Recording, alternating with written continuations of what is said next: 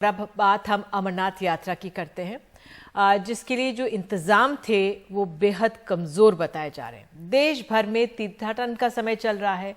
श्रद्धालु अनेकों तीर्थों की यात्रा के लिए जा रहे हैं या तैयारी में हैं, और इसमें अहम है अमरनाथ जी की यात्रा, जो कोविड के कारण 2 साल के अंतराल के बाद हुई। सरकार ने दावे किए थे कि बहुत पुख्ता और नई तकनीक भरे इंतजाम इस बार किए गए हैं, लेकिन इस यात्रा के लिए जो दावे केंद्र सरकार द्वारा किए गए उनकी पोल तब खुल गई जब हफ्ते भर पहले गुफा के पास भारी बारिश, बादल फटने से कहें तो कई जान चली गई, और उनके बारे में पता लगाने में भी हफ्ते भर से ज्यादा का समय लग गया कि कितने मारे गए और कितने घायल हुए। जबकि इस बार की यात्रा के लिए नई तकनीक का इस्तेमाल प्रयोग हुआ था। आइए आगे बढ़ने से पहले एक रिपोर्ट देख लेते हैं इस पर। तस्वीरें 8 जुलाई की हैं, जब तेज बारिश से सैलाब आ गया। इसमें 15 लोगों की जान गई और 55 घायल हुए। इस नतीजे तक पहुंचने के लिए प्रशासन को 6 दिन लग गए। अब अमरनाथ को लेकर जो सवाल पूछे जा रहे हैं, उनके जवाब देने में जम्मू कश्मीर प्रशासन को दिक्कत आ रही है। दरअसल अमरनाथ यात्रा को लेकर श्राइन बोर्ड ने जो इंतजाम किए थे, केंद्र सरकार उससे खुश नहीं है। सबसे बड़ा सवाल पूछा जा रहा है, आखिर उसी जगह टेंट क्यों लगाए गए जहां पिछले साल और 2015 में भी सैलाब आया था। लेकिन जम्मू कश्मीर के एलजी का दावा है कि इस बार प्रशासन ने बेहतरीन इंतजाम किए थे।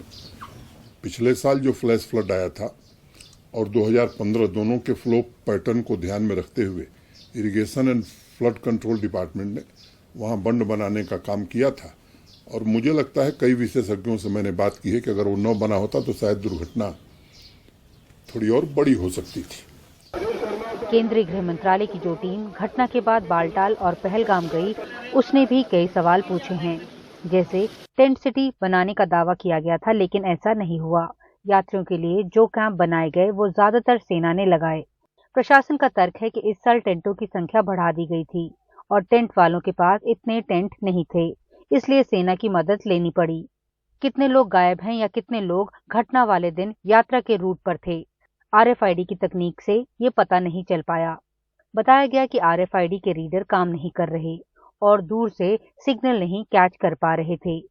यात्रा को लेकर केंद्र सरकार ने दावा किया था कि इस साल लगभग 6 से 7 लाख यात्री दर्शन के लिए जाएंगे, लेकिन अभी तक सिर्फ 1.5 लाख गए हैं। और अब माना जा रहा है कि इस संख्या में बहुत इजाफा भी नहीं होगा, क्योंकि शिवलिंग का आकार घट रहा है।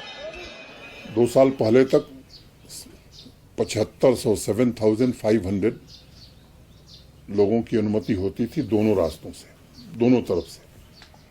पिछले साल श्राइन बोर्ड ने व्यवस्थाओं में वृद्धि की और उस आधार पर यह फैसला किया कि दोनों एक्सिस से 10,000 यात्री जा सकेंगे।